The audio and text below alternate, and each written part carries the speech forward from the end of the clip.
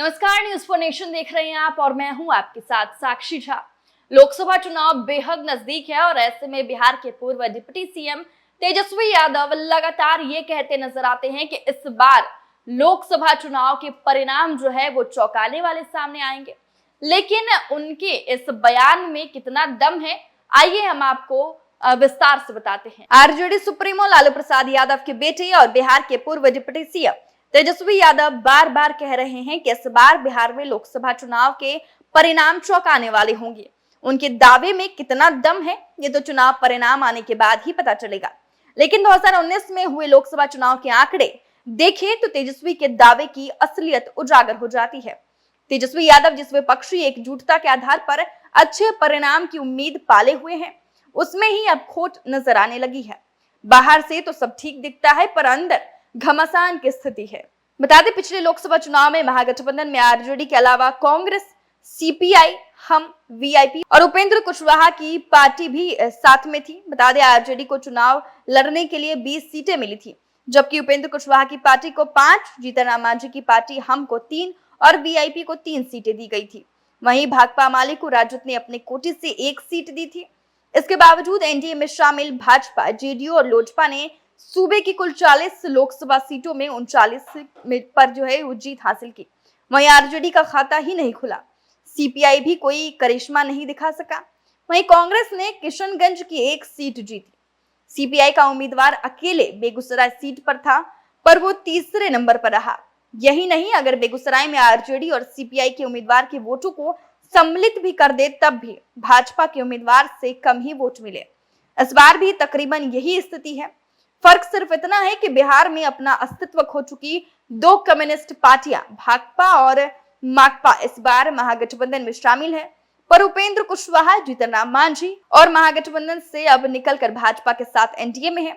इस बार महागठबंधन क्या करिश्मा करेगी ये देखने वाली बात होगी। लेकिन पिछले लोकसभा चुनाव में एनडीए में भाजपा, जेडीयू और लोजपा ही थे।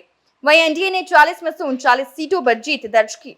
वोट प्रतिशत देखें तो एनडीए को 53% से अधिक मत मिले थे। वहीं महागठबंधन को 37% वोट मिले।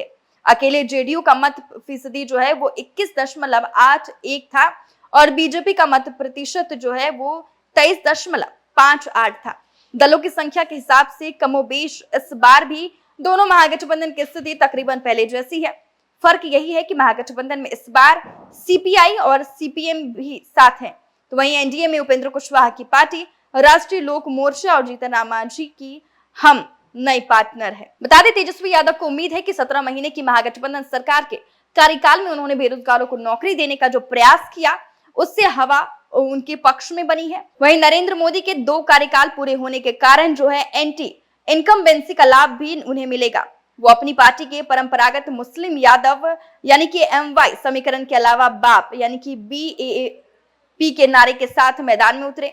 वहीं पिछड़े, अग्रे, आधी आबादी और गरीबों को लुभाने के लिए तेजस्वी यादव ने बाप का नया स्लोगन दिया है। वहीं नारे लुभाने होते हैं पर लोगों पर उनका कितना असर होता है ये तो चुनाव परिणाम से ही पता चलेगा। उन्हें MY के साथ बाप समीकरण से लाभ की उम्मीद है।